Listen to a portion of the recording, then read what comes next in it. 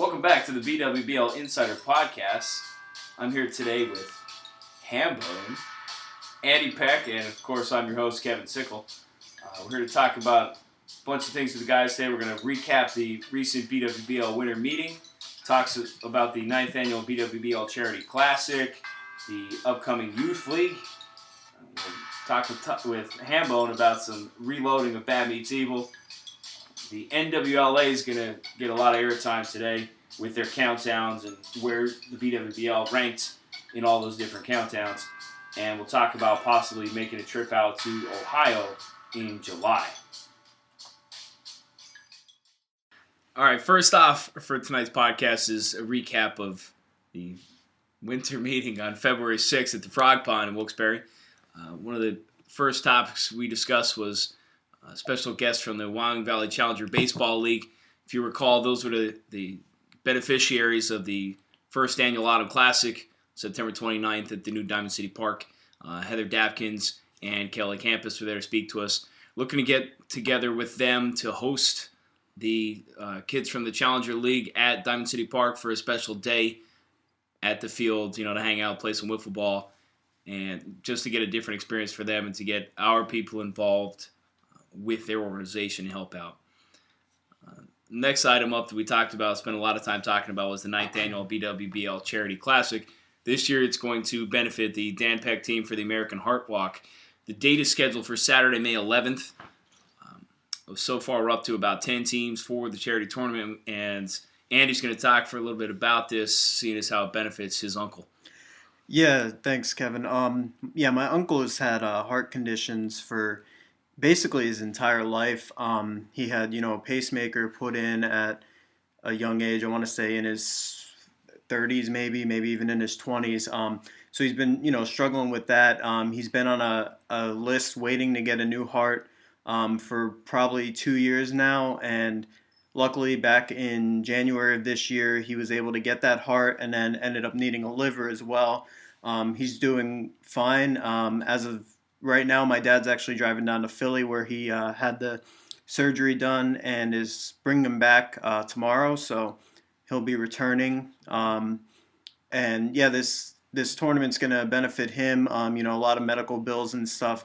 It's a great help, and I'm glad that the BWBL was able to help us out with this. So thanks, Kevin, and everybody else for making that happen. Hey, that was a pretty easy decision for us. We've always benefited local charities, and we're glad to help out wherever we can. But given this opportunity and how timely it is, it really helps a part of our league with you, Andy, and with your uncle. And it's great to be able to have an impact on people that have helped make the league what it is. So it was a no-brainer when we sent out and we talked as a council. It was one of the quickest votes I've ever gotten back from everybody to be on board to benefit Dan. So we're more than happy to do that. One of the other things brought up at the meeting is the start date for season number 10. That's right, we're in season number 10 already. It's kind of crazy to think about that we've been doing this for going on 10 years now. But season number 10 will start on Sunday, May 19th, a week and a day after the Charity Classic. One of the hot topics coming up for this season will be the implementation of umpires. Matt Morgan's going to be umpiring a lot, and the way it's going to work out is the team who played the previous series will stay and play. Stay and umpire. Thanks, guys. We'll stay and umpire the following series. There'll be one umpire per game, and one of the key points to address is there will be no arguing with the umpire's decision. The umpire's decision will be final. Guys, thoughts? I think even though there's supposed to be no arguing with the umpires, I think it's going to get heated up times, especially towards the end of the season. I know one of the things that we kind of talked about briefly at the meeting is making sure there's no crossover in, favoritism going towards the end of the season. If, somebody needs a team to win or lose, making sure that team doesn't have somebody umpiring that game. So there's, no bias going on there. Are we going to have any, Mike White rules where he acts like an curse? Say it, and then we'll bleep it. Where he acts like an asshole and basically makes fun of the umpire, like if it's Bobby Loftus? That's a good point. And we also need to point out Mike is never allowed to umpire a game. I'm saying that straight up. Mike's not allowed to umpire. I don't care if there's nobody else available. We'll figure something out. I'll get somebody out the street. Mike's not allowed to umpire. No offense, Mike, but Mike White's the most right honest now, player ever. Right now, Saturday Crush is volunteering Mike White to umpire every single game that we need. There will be fines issued in that case. But Peck had talked about favoritism towards the end of the year, and one of the things was mentioned. I will be umpiring all the games in the last week of the season, except for obviously games that my team is participating in, or as Peck alluded to, any games that affect my team in any way, if perhaps we're in the race for the playoffs. How are you going to do that when you don't pay attention when you do the book? I will pay attention this time. Okay, it's going to be a lot harder with the field. I know there'll be a lot of people there hanging out and, more people for me to talk to and more reason for me to get distracted. But obviously with that last week, it's a pretty important week. So for that week, I could put those things to the side. Somebody else could do the book and I can focus on umpiring. Another thing that was a hot button issue last year was playoff eligibility. We've always kind of gone by the fact that you need to play half of the games to be eligible for the playoffs. Last year we had really the last 2 years where each team could nominate a player who didn't meet those criteria to still play in the playoffs. It was decided at the meeting on the 6th that in order to be eligible for the playoffs, yes, you needed to play all or half of the games, 10 of those games, and each team could nominate one player. However, that one player did have to play the full entry fee to get into the playoffs. So hopefully that'll quell some of the issues that we had last year and some of the disagreements. It was agreed upon by a lot of the team captains that were in attendance for the meeting. So hopefully that'll be nice and smooth for us this postseason. Another thing we talked about is adding perhaps two fields to the sides for extra games, whether it's for the tournaments, whether it's to squeeze in a few games on a Sunday with the league. Once the weather breaks, Matt Morgan, one of the council members, is going to lead the charge to work on digging out bases for a first field to start and perhaps even a third field, should I say, in time for the tournament. I just want to give props to Matt because he was, down there as much as Kevin was, volunteering his time and everything. I know a lot of us were down there as well, but Matt was, probably down there the most out of everybody. And he worked way harder than Kevin Sickle. Yeah, he rode a lawnmower all day long. This is true. He put in a lot of work, and I just want to give him some recognition for that. Good job, Matt. Matt was in beast mode for sure. If it weren't for him, we'd probably still be building that darn field. So props to Matt, who, by the way, just had twins the other night. Another thing that we're looking forward to is the addition of, hopefully, lights by the end of the season. We have a couple of people looking into lights for the field to add night games to, extend the day for the games. We've had some issues really every year that we've played running into twilight where it's hard to see, and eventually, where the sun is completely set, it's really hard to see at that point. We even ran into that problem at the Charity Classic, the Autumn Classic this September. So hopefully that'll be a cool new addition. You know what helps time issues, Kevin? Good teams. True. It helps catch up the games. Like bases loaded. They were terrible last year. Our games went pretty quick. Vipers games ran long. Because we got 10 runs. Games ran long. Games that didn't run long, Saturday Crush, Bad Meets Evil. Those games were quick. a good team last year. Some pitching issues especially when they faced Sweet Dreams. I know there was some 60 walks in a game. 2-hour-long games. Hey, you have Bobby Loftus on your team. He's known for his walks. You can check the stats this past year. This is true. Yeah. 1 year wonder, maybe. I don't think so. We'll see. We'll get to that a little bit later when we talk Bad Meets Evil. But also, we discussed briefly a youth league, which I think would be cool for the community, get some of the kids involved, and then, we could start scouting at a young age. So that'll be. I can get some pictures finally. That'll be something we'll spend some more time on with our next podcast. Okay, we're about to make our first ever phone call here on the BWBL Insider Podcast. We're going to call a free agent, one of the most talked about free agents who's still unsigned. We're going to call Mr. Ted Yelland from the 586 area code. Detroit, represent. he should really be on Bad Meets Evil since he has a Detroit number, Eminem. I don't know, man. It's going to be tough. Hello? Is this Mr. Ted Yelland? This is. What's up, Teddy? Going on? Hey, man, we're here. You're on the BWBL Insider Podcast. We're ready to take you no holds barred, buddy. Whatever you want to say, whatever you got to say, we're ready for you. Yeah, don't hold back. We have little bleeps that we can throw over all your curses. Too, Don't curse too much, though, because I'm going to be editing it. I don't want, a ton of work. Curse at all. Okay, good. Oh. That is a lie. I don't know about that, Ted. I won't curse at all. So, Ted, just so you know, you have me, Andy Peck, Kevin Sickle, and Tom Hannon here. Okay. So, Ted, Yes. you've been talked about a lot. What exactly led to you being a free agent?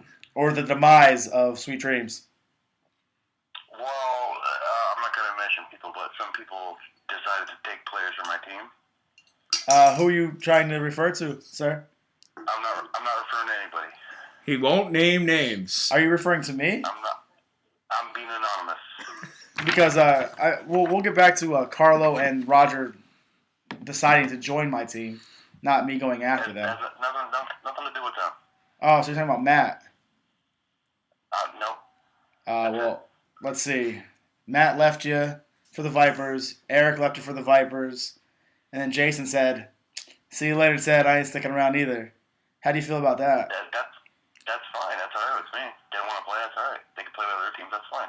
That's Well- their choice. Well, are you still in any way looking to get your own team, or are you just looking to tag on with somebody else as a pitcher? Either way, I was going to try to get on a team. If I can't do that, then I'll try to get my own. Hopefully, I can get my own if I can't get on somebody else's team. Okay. Is there a certain team that you're gonna really try to get on, or you just No, gonna? there's no certain team. I just like to play. It's fun. And that's what we're hoping. The name's been thrown around, at the meeting last week and whatnot. But hey, man, you've got 3 captains that you're on the phone with right now. Make your pitch. And don't really pitch because we saw that. It's not a pitch, but man, I'm not like the greatest pitcher. I can pitch good. I've been working on 2 pitches, so.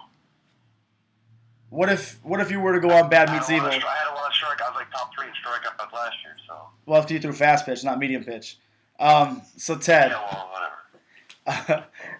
Fast pitch. So if you were to join Bad Meets Evil, would you expect to be a pitcher? If I was what? If you joined Bad Meets Evil, my team, would you expect? No way. Are you kidding? I'm just asking. Would you expect to be a pitcher? Would you be mad if you didn't pitch? Absolutely not. Are you sure? Positive. Now, I looked at your career stats and you bat about .333. I'm not the greatest hitter. I never said I was. But we'd have to work on that because it's either 500 or nothing. Tom will make you hit the I cage. I never said I was the best hitter ever. But you have to be. If you want to be on the best team, you have to be the best. And by the best, he means Saturday Crush, Ooh. whose name appears 4 times on the trophy that's sitting in front of me. But they only have one classic tournament win That's fine. in a format that was unfamiliar to everybody. That's fine. Four championships. How'd you do last year? We did all right. Hey. We were in the championship. We're here talking to Ted. We'll get to your bickering later when we talk about signing new players. Ted, I only have one. I have 2 pitchers, but there's always room for a third. What can you bring to the table for bases loaded? Like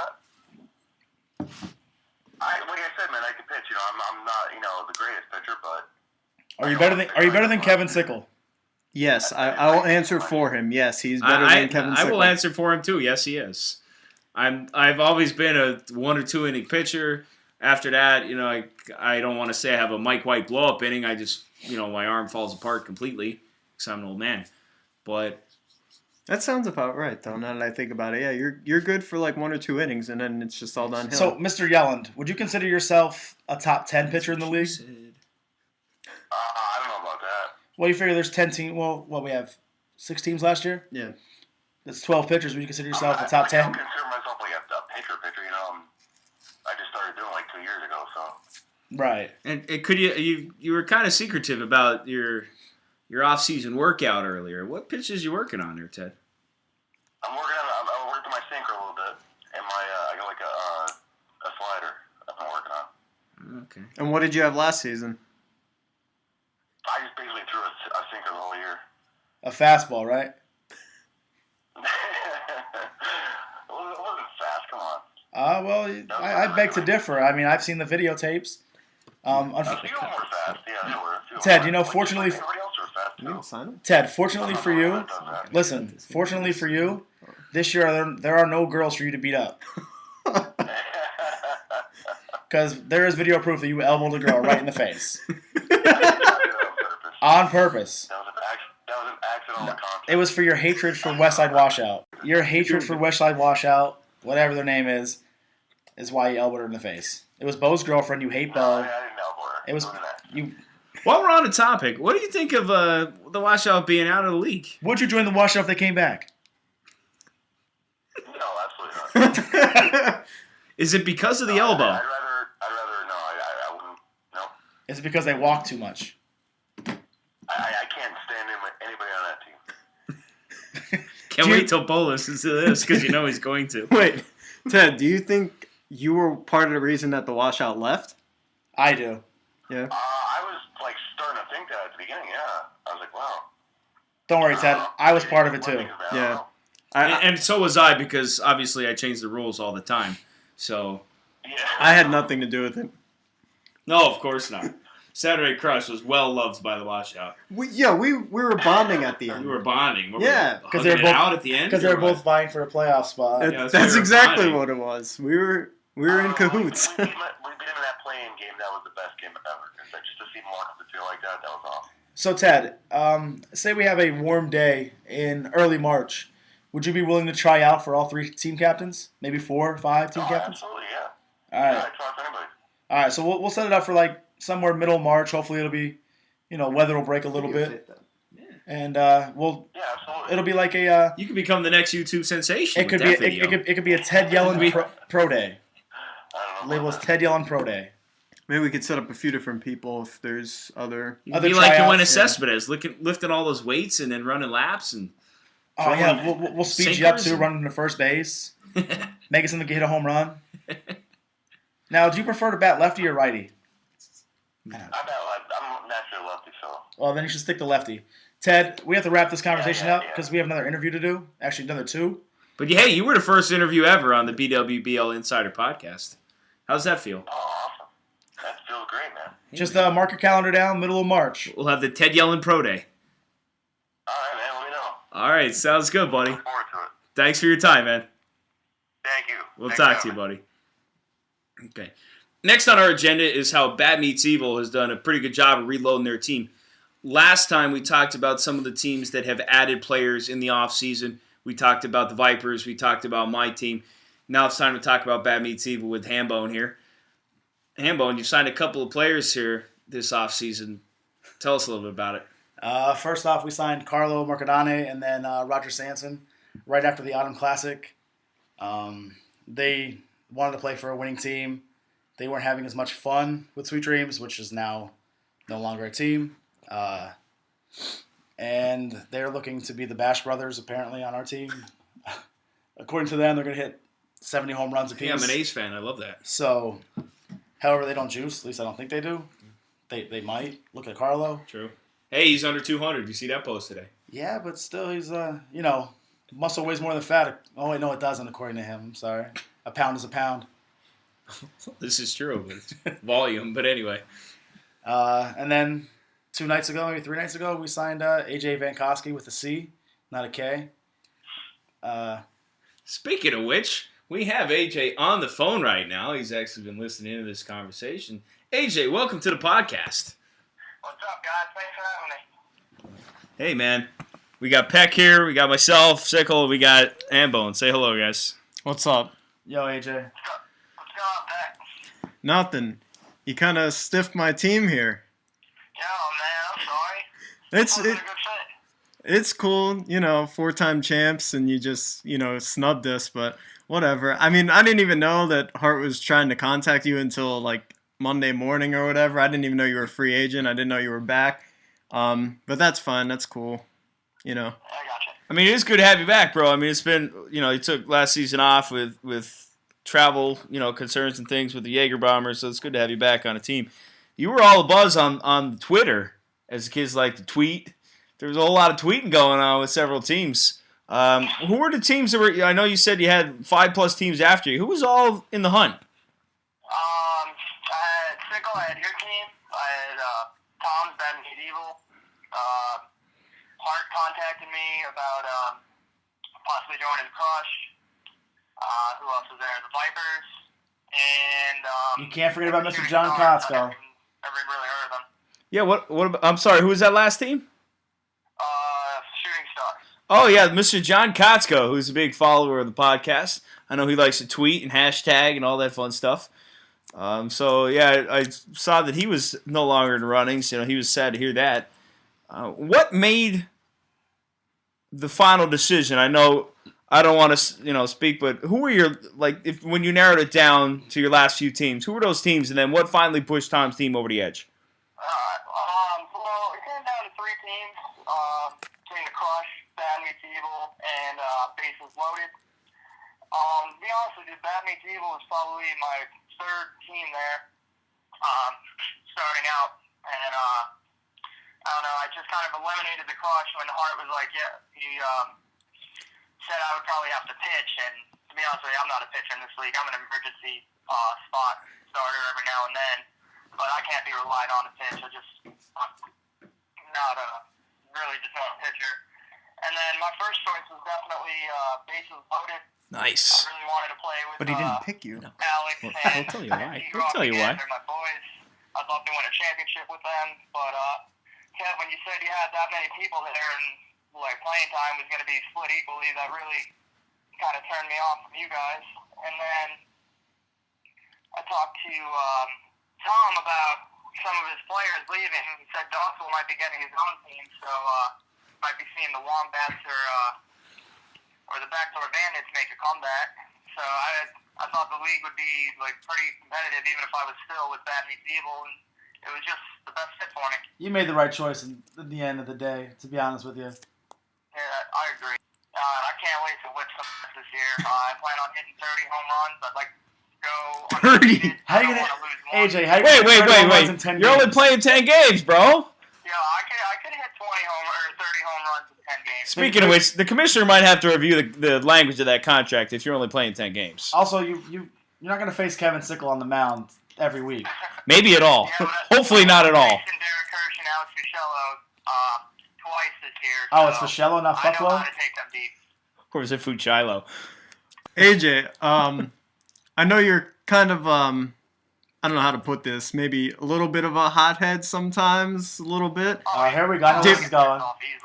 What's that?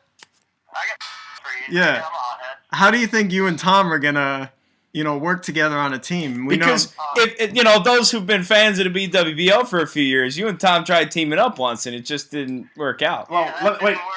I remember Let him a couple answer. times Tom and I almost got into a fight. I'm sure our heads will clash this year coming up, but we got the same goal in mind. We just want to win. Now, So AJ, we'll be fine. keep in mind, we did play in the tournament together. We had no problems whatsoever as a teammate. But those 10 games that AJ's going to be there, it's long playing together. Yeah, that's not one tournament. That's. Hey. So do you foresee a problem at all now? No, I don't see a problem. We'll be fine. Interesting. Say it's not just talent, it's chemistry, man. Yeah. I mean, we got enough talent on this team where chemistry ain't going to matter. We got Bobby shutting people out, Tom shutting people out. We got me and Bob getting ready to crack some home runs. You can't forget about the Bash brothers. Who else is on the team? Mikey. Okay, all right, well. Interesting. Hey, man, there's no love lost with me. I'm not upset. I would have loved to have you on our team. I'm glad to hear that we were your number one option, especially, reunite with your boys. But as you said, we were trying to spread the love out there. We got a lot of players that can play some ball, and I do anticipate a lot of people showing up. So, I wish nothing but the best to you. I'm glad to have you back. It adds a lot more competition to the league to have guys like you back in the fold. Not only are we increasing our teams, but we're bringing in better talent and good talent back. So I'm glad to have you back. Hey, I'm glad to be back. I really felt left out and missed not being there last year. I do know that Bad Meets Evil is short a player, though, going into this season. Saturday Crush just signed about an hour ago TJ from Bad Meets Evil. Ooh! So, Ooh! That's interesting news. Saturday As Crush Tom puts on a do-rag type thing. It's a stocking do-rag. It is. But yes, Sock from the Tuxedo Fit. Saturday Crush just signed TJ, so he'll be playing for us. He'll probably be pitching some. I know he just had a son, so He didn't have it yet. well, he said it's on the way. So Right. congratulations to him in advance. I know that'll impact him, showing up for some of the games, but that's fine. We'll work with him. Yeah, we're definitely glad to have him. I'm actually very happy that TJ found a home because, to be honest, there really was no room for him to pitch on Bad Meets Evil, which he liked to pitch. I'm very happy he found a team, and I'm happy he went to Saturday Crush because, if memory serves me correctly, when we played him in the championship, my first championship for the season, we dominated TJ when he pitched in fast pitch. So we'll have no problem hitting him in medium pitch. Ooh, a little trash talk amongst teammates. I'll tell you what, though. Having TJ finding a spot, was great because last year you could see just sometimes when he wasn't getting the call to be on the hill that he was a little disappointed. I know he loves to pitch. He's a really good pitcher, in my opinion. He shut us down the season that we were undefeated. We were undefeated for an entire season. We went into playoffs, and he shut us down one game, and we were out. So I think that'll be an interesting battle to see Saturday Crush against Bad Meets Evil, not only because you two are great rivals, but now TJ switching teams and AJ being signed by Bad Meets Evil, so kind of TJ going against you, AJ, would be pretty cool. I know you faced him before. How do you think you match up against TJ? To be honest with you, I can't even remember playing against him. Well, Yeah, hey, it wasn't really memorable, to be honest. it'll be all fresh. Ooh, more trash talk from the captain here. I think It's Tom. not, it's not like I didn't know about it. Peck makes it seem like it's a surprise. How did you know it just happened? Literally as I was sitting on the But couch. I've been friends with TJ since 2001. I know TJ for a long time, and So you knew that I was contacting him? I told him that there was no room. So you knew he was going to be signed elsewhere. You just weren't certain Absolutely. it was going to be Saturday Correct. Crush. All right, well, AJ, we kind of steered off from you, but again, thanks for getting back in, buddy. We appreciate having you back in. I know you're going to have a blast playing at DCP, as we all are this year. And, hey, man, we'll see if you can live up to that prediction you threw out there, those 30 bombs in 10 games, man. That's 10 a game, man. That's like Babe Ruth. It's not 10 a game, it's 3 a game. 3 a game. 3 a game, 10 games. Shit, man. This is the teacher here. If you played the full season, that's like 60 home runs right there, bro. Well, maybe if I show up every game, I'll get 60. Hey, show up, buddy. Just don't break the RBI record. All right, my man. Well, thanks for your time. We got to cut you short, but appreciate you accepting the call. And, hey, man, we look forward to you come May. All right, guys, I can't wait for it. It's going to be fun. All right, thanks, man. Next on the agenda is discussion about the NWLA Top 50 standings, and we're going to start things off with the hitters. The only hitter in the BWBL that appears on the NWLA Top 50 is Mr. Doug Novitski. Doug is on the phone with us right now. Doug, how did it feel to be recognized as one of the top 50 hitters in the country? I was actually pretty shocked. Yeah, me too. I think everyone was. To be Doug. honest.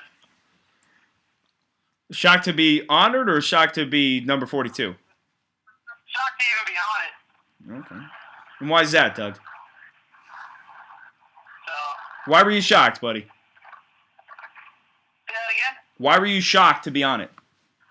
Because, I know I improved from last year, but I didn't think I improved that much. Do you think you're a better hitter than myself, Bob Loftus, Andy Peck?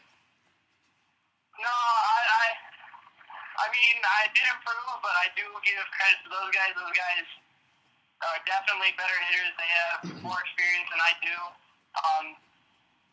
I personally, it's not that fast of a pitch, but I'm just not used to it yet. So, but I will be working on it to get better at hitting that style of pitch.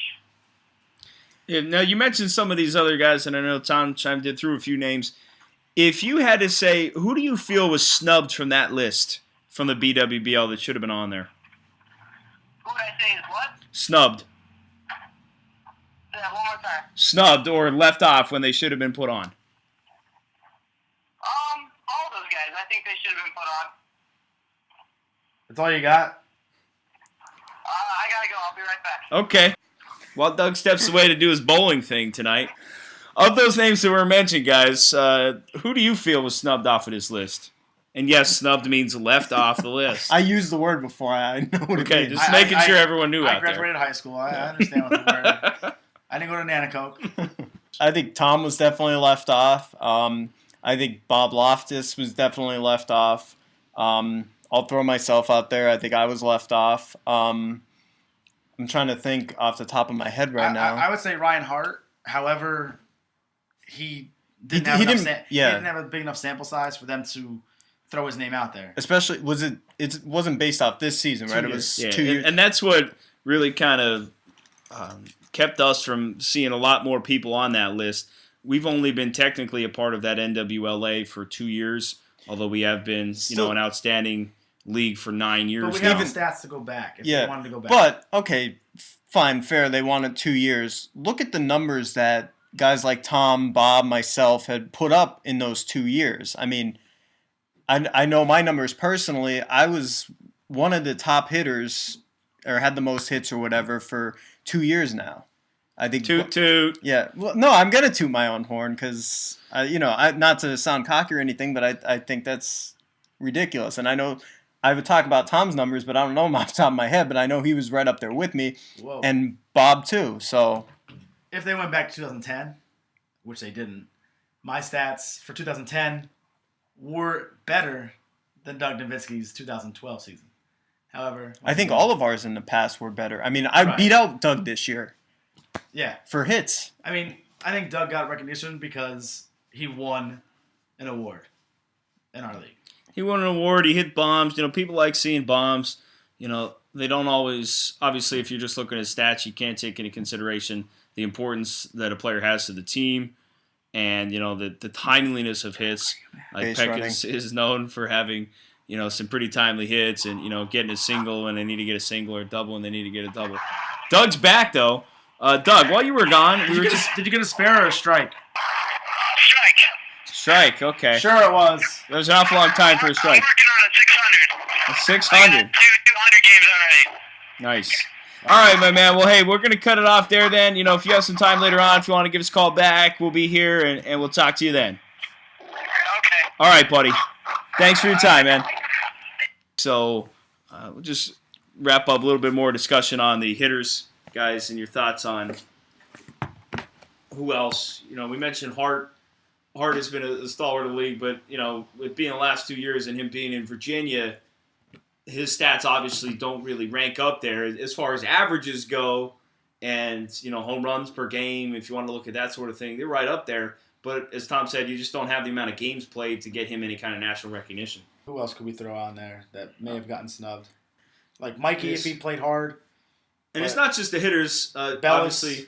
Our whole league was overlooked in their rankings because then they also went through, what was it, the commissioners or whatever, or the owners. And they went pitchers. Pitchers, Bobby hitters. and Bob did deserve to be on there, but I think they deserve to be higher up. Way up there. Yeah. And they were the only two representatives from the BWBL. I would definitely make an argument for Tom, historically. Yeah. If they do these standings again next year, especially the way he was throwing against us in that Autumn Classic, it was just ridiculous. So I don't know what he's even been working on, but nothing. Nothing. But it's wintertime. I don't work on. Hey, I don't know if I agree with that. I don't know if I believe that. I'm gonna throw out that Kevin Sickle should have been on that list for owners or commissioner, however they worded it. He did more for the community. I mean, we built a field this year. We completely replaced the North End Little League field, which was run down, not being used, and that's going to be helped, to help the community, help local charities and everything, and they just completely overlooked that. He's also had this thing going for 9 years now. I know we're only officially recognized for 2 years, but I mean, it's been together for 9 years at the time of the voting and everything. What pissed me off the most about it was one of their criteria was, in fact, community involvement. And I don't know if any other league out there does what we do for the community.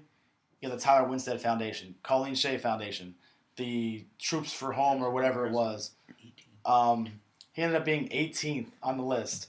And then you look down and you see number 16, the commissioner for the OCWA, who ripped into Kevin on the NWLA forum about their field being small, And I can only imagine what they do for their community, which is probably nothing. I know I'm blasting OCWA again, but I don't know what any other league does for their community beside ours. So, And that's, I mean, thanks guys for the props, but I mean, it's definitely a team effort. I mean, Tom and I started this thing 9 years ago. Can't believe it. You know, we're going on our 10th season and things are going so well. Obviously, the grant helped and all. But even before that, we've always tried to have an impact in the community and help out wherever we can. We talked earlier about helping out one of our own here with Peck's uncle. And if other leagues do that, great, but we don't really hear anything about that. We don't try to toot our own horn. You know, typically people toot it for us. But, you know, we do our thing. If we get recognized, we get recognized. I'm not offended by the number 18 ranking. You know, I think I said to Tom, as long as I'm top 20, I'm cool with that. You know, once you get into the top few, it kind of throws some names around, especially if you don't know the people and you don't know what goes into running the league. Each league is different. So, you know, we don't necessarily know what those people that were ahead of me did. But, you know, it's a collaborative effort. I think that number 18 kind of it represents our league as a whole, which is better than some of our other rankings. So I guess that's something to pat our backs on. But I think as a whole, we're definitely better than the 18th league in the country. I think you should have been top 10.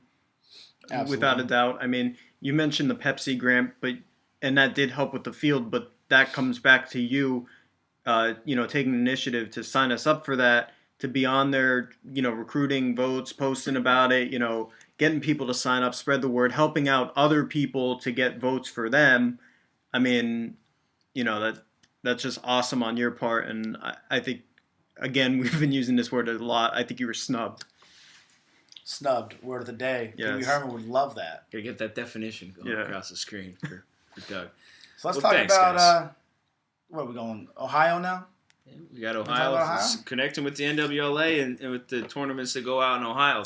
Is that where they're located? I don't even know. I don't know exactly where they're located. I know they had a tournament in Ohio. Okay. I don't know if I think it's Chris Galloway. I think he ran the tournament last year. They ran it in July. Middle of July, I think, last year, coinciding with the London tournament. And the London tournament was scheduled for July 20th this year. There is no date yet for the NWLA tournament, which is the one that Bad Meets Evil is really looking forward to. Hopefully, it's the same weekend. If it's not, we have to decide which tournament we're going to. What are the formats of those two different tournaments now? Because I know, it's going to have to be a decision made, and I'm pretty sure there's a difference between those two tournaments. Oh, there's a huge difference in the tournaments. London tournament gets probably over 100 teams. It's slow pitch, underhand, probably about 20 feet away. Slow pitch. Underhand. It's pretty intense. Wow. But Brian, wait, intense? No. Slow pitch and underhand does not sound intense. It's intense. Brian Wheeler does a great job running the tournament. Does it every year. He does a lot for his community as well. If you could look it up online, look up London tournament. You may not think it's intense, but it's a yellow bat. Chris Galloway, yeah. But Brian Wheeler does run the London tournament, and he does a great job with it. The NWLA is a fast pitch tournament using the yellow bats. I believe it's base running as well. Is the underhand one base running too? No. Or? Trying to think what else. I mean, not to put that down, but that takes away the fun out of it. No base running, for me at least. I don't want to just get up there. It does, but when you're playing underhand, you don't want to keep running bases. I guess, yeah. But last year, I believe it was London tournament that Saturday morning, all day. Then pool play for the NWLA at night. And then Sunday was the finale of the tournament where they played their double elimination or single elimination tournament. And so you said they played at night, obviously under the lights? Yeah, under the lights. I think their last game scheduled was like midnight that night. Wow. Yeah, so I don't know how. What time does it start? The pool play started at like 9 a.m. Okay, that's a or long 9 day. p.m. I mean. And the London tournament started at like 7 or 8 in the morning. That's a long day. Long day at Wiffle, long weekend at Wiffle. Yeah. But like I said, we're looking forward to the NWLA because we want to face Freaky Franchise. Who ousted Bad Meets Evil in that fictitious NWLA tournament. But they did win the actual tournament in Ohio, so. But there was no Bad Meets Evil, so. But give them credit, they did beat quality teams. And they definitely deserve their credit. I haven't spent as much time as maybe some of the other members of our board here today looking at stats and things, but I know they are a really solid team. But I also know Bad Meets Equals a really solid team, so I'd be really excited to see those two teams face off. I would like to try to get out there with Tom's team to go see that and hopefully see those two teams battle it out for the championship. Tom, you've been out there. Do you think any other team within the BWBL, how would they fare against the teams that are out there for these tournaments? Saturday Crush would do well if they had their full team. Because Bellis could hit, Hart could hit, you could hit. Mike could hit. He has his days. Yeah. Right. He was good last year. Another problem we might have is the balls aren't scuffed. That doesn't bother me. I mean, I don't know if it bothered. Yeah, I'm awful at pitching anyway. But Bellis, he scuffs it a little, but I don't think too much to the extent of some other people. He's not, carving stuff into it like Dotson. Yeah. It would definitely, I think, impact Hart, but I think Hart could definitely make an adjustment out of anybody that scuffs the ball. I think he would be able to throw, the clean ball, fresh ball, and still do well throwing. So they're not brand new either because they're going to be game worn. For our team, for instance, we could have Bob Loftus who could throw a non-scuff ball. Yeah. Once the games get worn in, myself or Bobby could throw a semi-scuff ball because we'll get more movement on it. As far as you guys, like I said, you guys can compete. Whether you guys want to come out there or not, it's up to you guys. It's in July, hopefully. And the more teams, the better, because it'll give us a better representation of our league as a whole, as opposed to just one team going out there. And, it'd be even better if both of our teams could make the championship game and then show that our league is the most dominant one in the NWLA. I listened to the last one, which I was supposed to be on. I forget why I wasn't. Some kind of conflict. You got sick. He was watching a horror movie. No, I was sick. That's right. I was real sick. But yeah, I heard Tom say that the power rankings were off and that, Saturday Crush shouldn't have been number 2, which, being on Saturday Crush, I disagree with. He said we weren't consistent enough. And you can't say you were. I'm not going to say we were consistent, but we also struggled last year. Especially after you got shellacked by a bases loaded team in the tournament. I remember that. I had a couple. Yeah, Let's Mike White. Hang on. Part of the power rankings. Hang on, but can you really call that a Saturday Crush team with just myself and Mike White on it, and then 2 people who never played? Hang on, they never played before, and then you had Mike White pitching the worst game he's ever pitched. No, I think he pitched very well. He gave. Hang on, for those of you that don't know, Mike White gave up 23 runs in 2 innings. In what 2 was innings. A home run by me. I came in, and I'm one of the worst pitchers in the league. There's rules that were created because of how bad I am at pitching, and I came in and pitched better than Mike White did. So nothing against Mike White. He's on my team, good player, but that was the worst performance I've ever seen from him. And you cannot. That was not a Saturday Crush team. Okay, so then what about a Bad Meets Evil team that had myself, Bob, and 2 12-year-old kids? Why are we counting that tournament? I'm just saying. Well, it was 2012 power rankings. Yeah, but that's not included. That's completely. So it was different. just for the season. Is what you're saying? That's what I would view it as. Yeah. Okay, so then you wouldn't say you got lucky against the Vipers in the playoff series? No. I beg to differ that you guys. Well, why are you better than the Vipers? Tell America why you are better than the Vipers. With Hart, you're better than the Vipers. Without Hart, you were not better than everybody than puts, and Hart's an awesome player, probably the best on Saturday Crush. Actually, probably. There's no doubt. No, when he's there all the time consistently, I'm just basing off he, came in for the playoffs and didn't perform as well. He'll admit that. With Hart, you're better than the Vipers. With Hart, without him, you're not. I disagree. I think too many people look at Saturday Crush as just Hart. Or when we had Bob, it was just Bob. And everybody said you need Bob to get to the playoffs. You need Hart to get to the playoffs. And we got to the playoffs without Hart or Bob last year. And I think that says a lot about Bellis, Mike White, and myself as players. Everybody. Does that make you better than the Vipers? Because you made the playoffs. They made the playoffs too. I'm not. I'm just leading up to how everybody overlooks us every single year. I don't overlook you. Everybody does. Though. We are always. It's funny to me because we're always put as like the underdog almost, which I've gotten accustomed to. Like we're always put up there that you're gonna be in the top. Everybody's gunning for you, but at the same time, it's almost like nobody thinks that we'll actually win it again, even though our name's on the trophy more than any other team in the league. Bob has his name on there like 7 times. Bob is an individual. Right. But Bob's not a team. But I'm saying Bob has carried a lot of teams. He has carried a lot of teams. Bob has helped a lot of teams, yeah. Carried. I said carried. Okay, fine. Bob has carried a lot of teams. Definitely in the early years when we joined, he carried the, they Pittston Park Boys at the time or whatever they were called. He definitely carried them to that championship in our first year. But, I think people associate Saturday Crush with either having Hart or Bob take us to the playoffs, and I disagree. And we proved it last year. We made it to the championship without either of those people. So. But you're still saying you're better than the Vipers. Yes. Even now with their recent signings? They signed Matt Morgan and Eric Negron. Yes. Those two are good players, but I don't think they are better than Bellis, Mike White, or myself, or definitely not Hart. I also think... What? You just said that Matt Morgan was not better than Mike White. Yeah, I am. I'm saying that. I'll be honest. I will agree with Peck. Because Mike White, just like my brother Mikey, when he wants to bring it, he could be one of the best players in the league.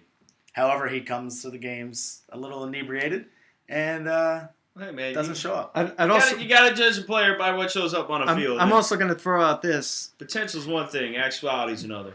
Throw it out. George from Saturday Crush last year was snubbed. Again, snubbed. I voted for him. That's awesome, but I don't think E was the rookie of the year. I think it should have been George. He had how many home runs in 6 games? Like that's ridiculous. I voted for him. That's outstanding. 6 games, was that how many he played? I believe. Well, see, I'll tell you right now, that's exactly why I didn't vote for him. And George, if you're listening, you probably are. I hope you are at some point. He had to play more than 6 games. I think you're an awesome player. Okay, then he played half. 10, he played half. But, I just think that, he really put his heart on the field. He was there, pretty much every week. And can you fault him for not being there? He just found out. He's still technically a rookie to me come 2013 because he only played 6 games. He won't be here next year, unfortunately. Oh, well, whenever he decides to come back. Is that why you need another player? Yeah, he had a work schedule and wasn't able to make it. He played 12 games. Wow. But look at the stats. So yeah, he played over half. So he's not a rookie. So wait, let's look at the stats. Free. His average was 477 with 31 hits and 12 home runs. 41 RBIs. Now, 40. Okay, now hang on. Let's see what E did. Did you vote for E based on because he's the leading sponsor of? Okay, wait. E was 580. He had 58 hits, 2 home runs, and 34 RBIs. Now, E is obviously not a power hitter. E's more of a hustler. He's more of a base runner. And you can't fault E for only having 34 RBIs. He plays on Sweet Dreams. No offense, but Sweet Dreams just doesn't, put the base runners on there. I don't know how many runs they score per game, but comparing that to George, E hit better than George, over 100 points better. He had 7 more hits, obviously, because, he played a few more games. George is definitely one of the better power hitters, especially for a lefty, that we've had, obviously, other than Tom. But he'd fit right in with my team with all the lefties. Well, now TJ went to Saturday Crush, but he would have fit in great with Bad Me Too with all the lefties. And I'd love to see George. Hopefully, George could pop in a little bit, maybe pick up a couple of games, just to stay in the fold. For that. And I mean, I think George is a great player. Don't get me wrong. My voting was based on how he was there week in, week out. And for me, the hustle that he brings in and what he brought to the life that he brought to that team more than makes up for the lack of power numbers. Again, he had 7 less RBIs. He had 10 fewer home runs. He had more games played. And more games played, but he hit for better average. Got to get on base. But you have to look at who George faced. He faced myself and Bobby 4 A times, lot. I believe. Yeah. But is that not the same amount of times that I don't think he Eric faced faced this as much. Because he missed some games. So did George. No, but I'm saying he definitely played those guys. You don't know if he did. We could look back at the stats, but again, I'm just saying. I think. comes to, and I'm not saying that George shouldn't have gotten votes. I'm just saying. Why don't we that throw out who voted for who? I have no problem saying you were who the I only voted for. person who voted for George. That is amazing. His own teammate wouldn't even vote for him. Yeah. I talked to Hart about that. I don't know. But hey, it is what it is, and everybody has their own. Obviously, we don't have everybody here on the show to speak for themselves, but I'm just speaking for me, and I have nothing wrong with George the player. That was probably the hardest vote for me. You had a problem with George the person. I definitely don't have a problem with George the person. George and I were talking, BS on the sidelines. I like to BS with everybody. All right, Hopefully let's get back to the Mike will topic at hand, though. How do you think, as far as Saturday Crush and Vipers, how do you think they match up? Saturday Crush and Vipers. How do you feel the Vipers match up against Saturday Crush with and without Hart? Without Hart, I think the Vipers are a better team, hands down. Why? I think Doug Because- Novitski is just. Well, I'm going to start with the pitching. Matt's an improved pitcher, the new signee.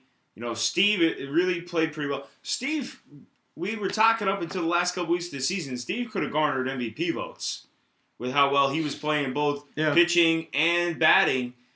Steve has really improved his skills. I mean, not that Steve was ever a bad player, but I think he stepped up.